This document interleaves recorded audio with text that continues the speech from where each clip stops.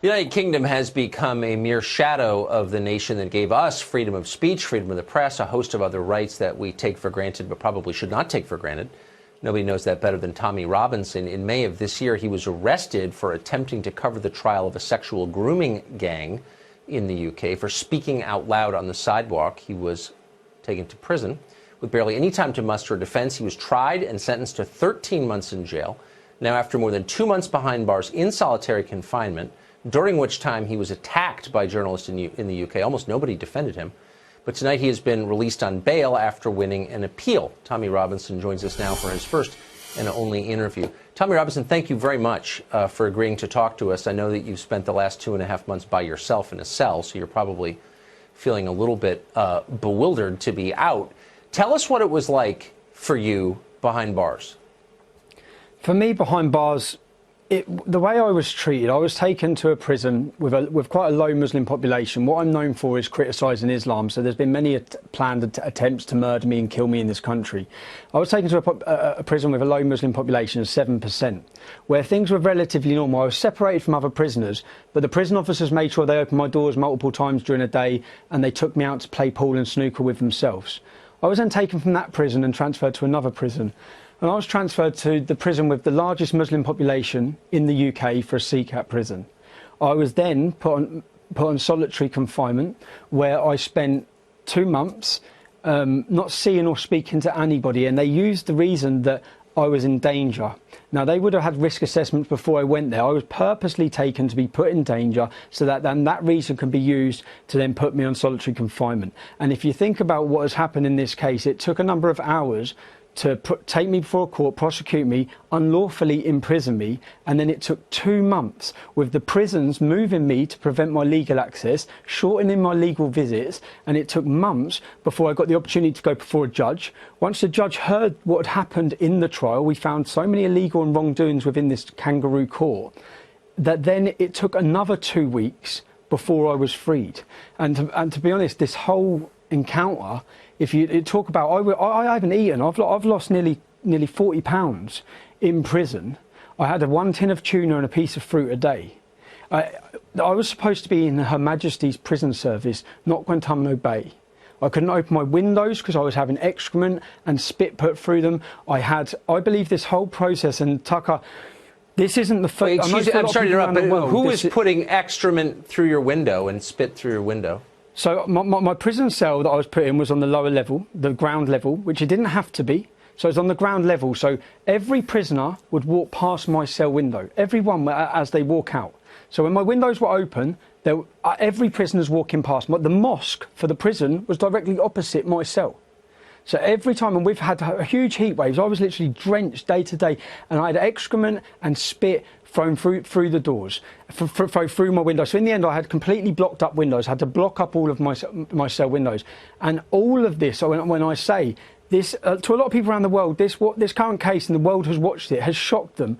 For me, this has been nothing new. There's some things I have not spoke about in the past, where in 2012, I spent 5 months on solitary confinement in the British prison. This goes against every human right and every law.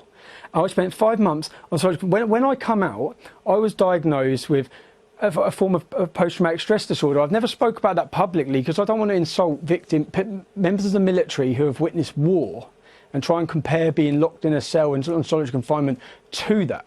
But my medical records are fully aware, that the authorities are fully aware of them, the government are fully aware of them, the prison service are fully aware of them. They know what that did to me. They know what I went through after. But I guess, wait, may I interrupt you? I just want our viewers to understand why this happened to you in the first place. You went to prison in a supposedly free country for expressing unfashionable opinions in public. Did you, with this last round, you've been in jail for 2 months, did you hit anybody? Did you steal anything? Or did you say something the government didn't like?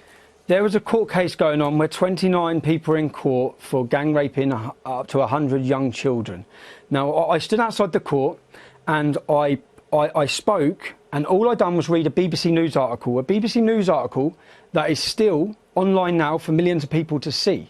Now, and I was taken and everyone would have watched the video, they said for a breach of the peace, they transported me to a police custody, and then my solicitor contacted the police custody. Then they emailed my solicitor, which my solicitor has this email, saying I was being released. Then they took me in a van back to the court through the back door. They put me up before a judge, and media reports have said that I pled guilty. At no point was I even asked whether I was guilty or not guilty. I was not even told, and I still, to this point now, have not been told and do not know what it is I'm deemed to have done wrong. In a British court of law, for a fair trial for anyone, they have to understand what it is they're being accused of. Contempt of court. That's all I've been told. What contempt of court? I was fully aware outside that court. I made sure to point out that these men are innocent until proven guilty. I said alleged. I was non-confrontational.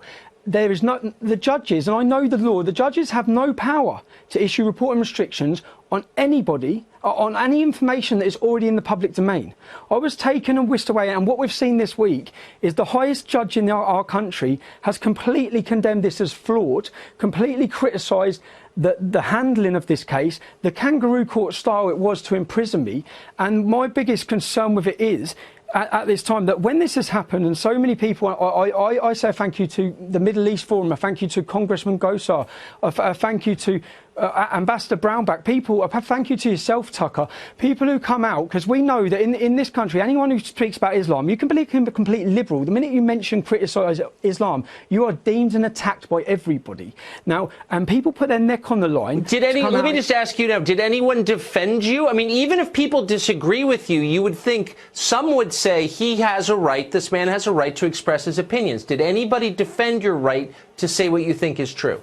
Everyone of authority and every media company and mainstream media lined up to completely do hatchet jobs about why I should be in prison and how I deserve to be in prison. And the worst one, I'm reading a human rights lawyer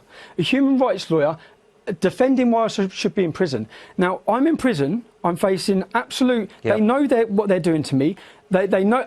At the time when I was in prison, they then come and see me in my prison cell and say, police are on their way to your house because there's intel there's going to be acid attacks against your wife. Now, I'm sorry, Tommy. We're out of time, okay. And on that sad note, I wish you good luck in recovering from this and on the time you're going to take off. And I just want our viewers to understand that this has happened in a country that we believed was free, and without our vigilance, it could happen here. That's not hysteria. It's real. Tommy Robinson, thank you very much. Yeah.